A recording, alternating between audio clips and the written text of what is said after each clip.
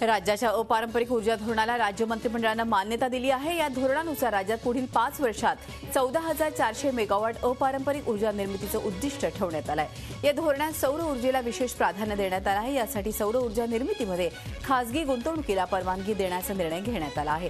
2008 मध्ये निर्धारित करण्यात आलेल्या 2,500 मेगावॉट उद्दिष्टामध्ये लक्षणीय वाढ करण्यात आलेली आहे।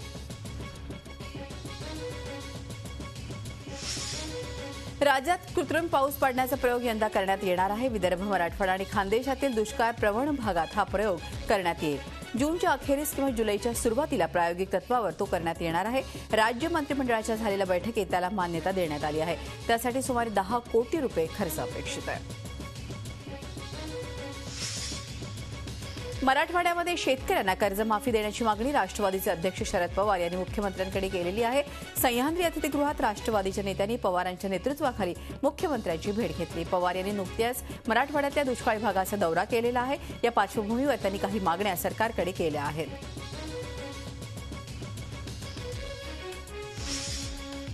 ऊस उत्पादकांना एफआरपीची रक्कम एकरकमी द्या, अन्यथा 22 जूनपासून पुण्याच्या साखर आयुक्त कार्यालयासमोर बेमुदत धरणं आंदोलन सुरू करण्याचा इशारा स्वाभिमानी शेतकरी संघटनेचे खासदार राजू शेट्टी यांनी दिला आहे। तर आठवड्याभरात एफआरपीची रक्कम देण्यात येईल असं आश्वासन सहकार मंत्री चंद्रकांत पाटील यांनी दिलं आहे। लोकनेता आणि भाजपचे ज्येष्ठ नेते गोपीनाथ मुंडे यांची आज पहिली पुण्यतिथी। गेल्या वर्षी कार अपघातात त्यांचं निधन झालं होतं। लोकनेत्याचं पुण्यस्मरण करण्यासाठी परळीसह राज्यभरात कार्यक्रम आयोजन करण्यात आलं होतं। नाशिक शहरही आता हवाई सेवेनं याच महिन्यात सुरू होईल। गंगापूर धरणावरून जॉय राईडही उपलब्ध होणार आहे। सध्या मेहेर कंपनीतर्फे 9 सीटर विमानाद्वारे ही हवाई सेवा करण्यात येते आहे। मुंबई गोवा महामार्गाच्या चौपदरीकरणादरम्यान रत्नागिरी आणि सिंधुदुर्ग परिसरातील तब्बल 66,000 झाडांची कत्तल होणार असल्याची माहिती पुढे आली आहे। माहिती अधिकार कार्यकर्ते युयुत्सू आरते यांनी ही माहिती मिळवलेली आहे। मात्र गेली 20 ते 30 वर्षांची झाडं न तोडता त्याच झाडांचं रोपण करण्यात यावं अशी मागणी पर्यावरण प्रेमींकडून करण्यात येत आहे। दरम्यान याच महामार्गावर चौपदरीकरणाच्या वेळी अधिकाधिक झाडं लावली जातील अशी माहिती खासदार विनायक राऊत यांनी दिली आहे। काळबा देवीच्या अग्निकांडाचा अहवाल झी मीडियाच्या हाती लागला। या अहवालात आग शॉर्ट सर्किटमुळे लागल्याचं तसंच इमारतीमध्ये असलेल्या केमिकल्समुळे ही आग पसरल्याचं सकृत दर्शनी दिसत असल्याचं या अहवालात म्हटलंय। तसंच अग्निशमन दलाच्या आधुनिकीकरणावर या सविस्तर विचार करण्यात आलाय।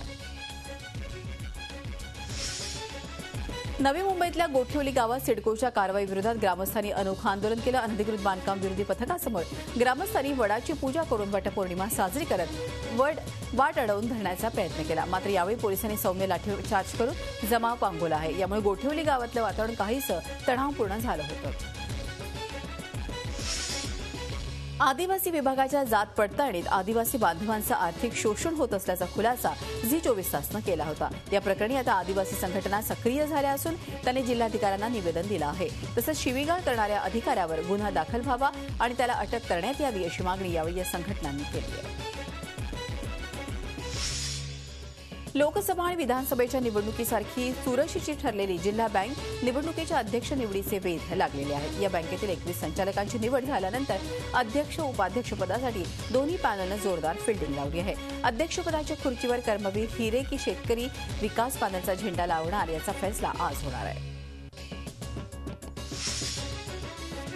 मुदत संपून गेली तरी पुण्यातील रस्त्यांची कामं पूर्ण झालेली नाहीये। शहरात नाले सफाई तसंच दुरुस्तीची कामं पूर्ण करण्यासाठी 31 मेची मुदत देण्यात आली होती। मात्र कंत्राटदारांकडून ही कामं रखडली आहेत। 2-2 महिने काम रखडल्यामुळे नागरिक त्रस्त आहेत आणि महत्त्वाचं म्हणजे पावसाळा तोंडावर आला तरी ही कामं सुरूच आहेत। मात्र येत्या आठवड्याभरात सगळी कामं पूर्ण होतील असा महापालिकेचा दावा आहे। राज्यातून 2005 मध्येच कुष्ठरोगाचं उच्चाटन केल्याचा दावा महाराष्ट्र सरकारकडून केला जात आहे खरा। मात्र गेल्या 6 वर्षात राज्यात कुष्ठरोगाची लागण झाल्याच्या घटनांमध्ये 9% वाढ झाल्याची धक्कादायक माहिती सरकारी आकडेवारीतून समोर आली आहे। चंदनगडमध्ये सुपे गावाजवळ एव्हीएच कंपनीच्या 2 केमिकल गाड्या संतप्त जमावानं जाळलेल्या आहेत। कामगारांनाही मारहाण केलेली आहे। एव्हीएच केमिकल कंपनीला चंदनगडकरांचा तीव्र विरोध आहे। रायगड जिल्ह्यातल्या माणगाव पंचायत समिती इमारतीला भल्या पहाटे आग लागली। या आगीत महत्त्वाची कागदपत्रे जळाली आहेत तर सामानाचंही मोठ्या प्रमाणात नुकसान झालंय। आगीचं नेमकं कारण समजू शकलेलं नाही, मात्र शॉर्ट सर्किटनं आग लागल्याचा अंदाज वर्तवला जातोय. नागपूरच्या बहुचर्चित मोनिका किरणापुरे हत्या प्रकरणी 4ही आरोपी दोषी ठरले आहेत. या 4ही आरोपींना जन्मठेपेची शिक्षा सुनावण्यात आली आहे. कुमार जयस्वाल हा या प्रकरणातला प्रमुख आरोपी आहे. त्याच्यासह श्रीकांत सोनेकर, प्रदीप सहारे आणि उमेश मरावे या आरोपींना नागपूरच्या जिल्हा न्यायालयानं जन्मठेप सुनावली आहे. 11 मार्च 2011 रोजी झालेल्या या हत्येचा निकाल नागपूरच्या जिल्हा न्यायालयानं दिला आहे. नाशिक शहरातील चोरट्यांना पोलिसांचा धाकच राहिला नसून चोरट्यांनी आता मंदिरांनाही लक्ष करायला सुरुवात केली आहे. मुंबई नाका परिसरातील कालिका माता मंदिराच्या आवारातील चंदनाच्या झाडाची पहाटे 5:30 वाजता चोरी केलेली आहे. चंदन वृक्षाची तोड आणि चंदन चोरीचा हा प्रकार सीसीटीव्हीमध्ये कैद झाला आहे. गुप्तधनाच्या लालसेतून 100 कासवांची तस्करी झाल्याचा धक्कादायक प्रकार नागपुरात उघड झाला आहे. छोट्या पिशव्यांमध्ये भरून या कासवांची तस्करी रेल्वे गाड्यांच्या माध्यमातून सुरू होती. उत्तर प्रदेशातल्या झाशीमधून या कासवांना 2 जण आंध्र प्रदेशमध्ये नेत होते. मात्र रेल्वे पोलिसांनी संशयावरून या दोघांची झडती घेतली, तेव्हा हा प्रकार उघडकीस आला. या प्रकरणी दोघांनाही अटक करण्यात आली आहे. बांधकाम व्यावसायिक DS कुलकर्णी यांच्या जीवनावर श्याम भुरके यांनी लिहिलेल्या शून्यातून विश्व निर्माण करणारे DSK या पुस्तकाचं प्रकाशन पुण्यामध्ये पार पडलं. सिम्बासिसचे संस्थापक डॉक्टर शांब मुजुमदार यांच्या हस्ते या पुस्तकाचं प्रकाशन करण्यात आलं. यावेळी DS कुलकर्णी आणि सुधीर गाडगीळ उपस्थित होते. जागतिक पर्यावरण दिनाच्या निमित्तानं नाशिक शहरात सरकारी यंत्रणा, सामाजिक कार्यकर्ते जोमानं कामाला लागले आहेत. यंदाचा जागतिक पर्यावरण दिन एक मिशन म्हणून साजरा केला जात आहे. सातपूर विभागातील वन विभागाच्या जागेवर 10,000 वृक्षांचे रोपण करून वन महोत्सव साजरा केला जाणार आहे. कारवहुनी बैलपोळा, बैलाची पूजा करण्याचा दिवस. वर्षभर शेतात काबड कष्ट करून सुखी करणाऱ्या बैलाची शेतकरी मनोभावे पूजा करतात. तेल पाणी लावून मसाज करून त्याला सजवलं जातं. त्याला गोडधोड खाऊन सायंकाळी वाजत गाजत मिरवणूक काढण्यात येते. धुळ्यात तृतीयपंथीयांनी वटसावित्री पौर्णिमा साजरी करत मोठ्या उत्साहात त्यात सहभाग घेतला. गेल्या वर्षांपासून राही फाउंडेशनच्या वतीनं धुळ्यात हा उपक्रम राबवला जात आहे. महिलांप्रमाणे साजशृंगार करणाऱ्या तृतीयपंथीयांनाही वटसावित्री पौर्णिमेचा आनंद साजरा करता यावा या हेतूनं ही संस्था उपक्रम राबवते आहे.